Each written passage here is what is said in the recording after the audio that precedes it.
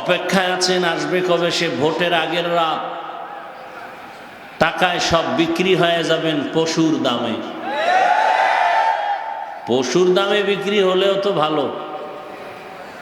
বাজারে একটা ভালো মানের মুরগি কিনলে 800 থেকে 1000 টাকার প্রয়োজন। ভালো মানের একটা ছাগল কিনলে ফতুল্লায় 15 থেকে 20,000 টাকার প্রয়োজন। একটা গরু কিনলে কত?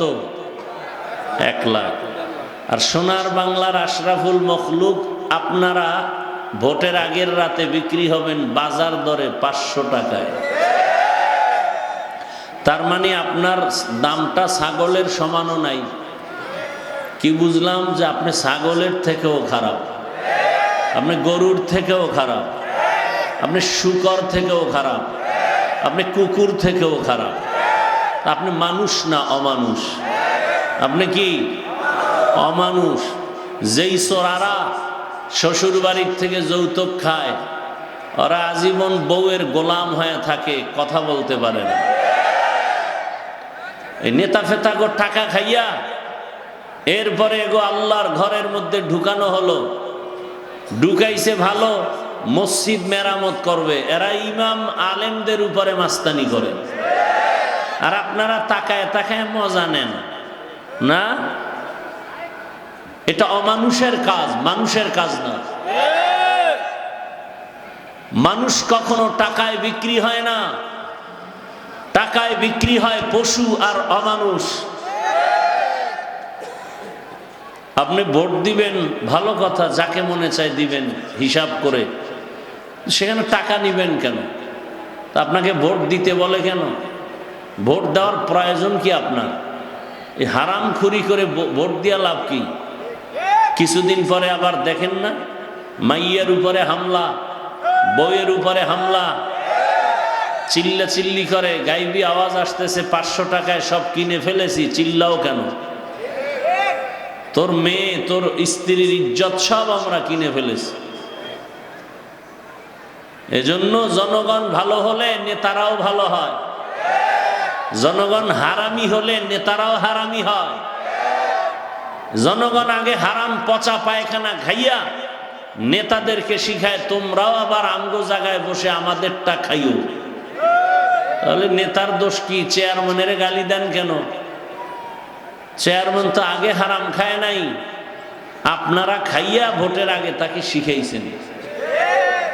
টাকার বিনিময়ে 1 নম্বরে যদি কেউ টাকা খেতে চান, আমার বয়ানে যে হেদায়েত তা তো না।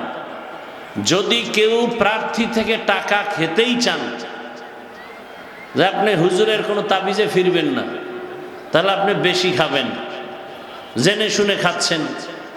নাম্বার 2, ওয়াদা করবেন যেই চোরারা টাকা দিবে ওদেরকে ভোট দিবেন না।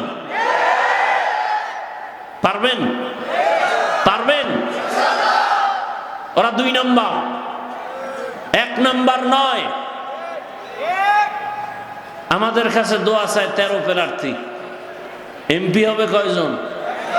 13 জনে দোয়া চাইতেছে, 13 জন এমপি হবে? হ্যাঁ, কি দোয়া করুন? আল্লাহ যার দ্বারা দেশের উপকার হবে, জাতির কল্যাণ হবে, ইসলামের উপকার হবে, তাকে বিজয় করো।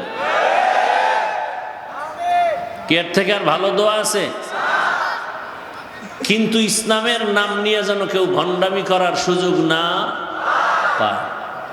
বিবেক দিয়া কাজ করবেন। 2 নাম্বার লোকেরে দিবেন না। 2 নাম্বার কারা? দুনিয়া লোভী যারা, দুনিয়া লোভী যারা। আল্লাহ হেদায়েত দান করুন।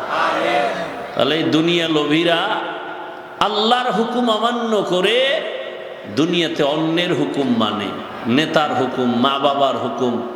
এক কথায় আল্লাহকে বেজার করা যাবে না। প্রশ্ন হলো বেজার করা যাবে না কেন? বলে দুনিয়াতে আল্লাহকে বেজার করে কাকে খুশি করবা? যাকে করবা সে স্বার্থপর, চান্দাবাজ আর ধান্দাবাজ। একমাত্র নিঃস্বার্থ আমাদেরকে ভালোবাসেন আমার আল্লাহ। আমার আল্লাহ আমাদেরকে যা দিয়েছেন দুনিয়াতে কেউ দেয় নাই। দুনিয়া দেয় দেয় দেয় বলেও দেয় না, আর যতটুকু দেয় তা খোঁটা দিয়া ধ্বংস করে দেয়। আর আমার আল্লাহ দেওয়ার দরজা অল টাইম খুলে রাখছেন। অল টাইম রাতের গভীরে তুমি আল্লাহকে ডাকবা। আল্লাহ বলেন লাব্বাইকা ইয়া আবদি, এক সেকেন্ডের জন্য দরওয়াজা বন্ধ নাই। সমুদ্রের মাঝে গিয়া যদি ডাক দাও ইয়া রব, আমার আল্লাহ সেখানেও জবাব দিবেন লাব্বাইকা ইয়া আবদি। আমার আল্লাহকে মহিলারাও ডাকলে জবাব দিবেন, পুরুষেরাও ডাকবে জবাব। এমন কি কোন বিধর্মীয় যদি আল্লাহকে ডাকেন আল্লাহ জবাব দেন। এক আল্লাহর বান্দা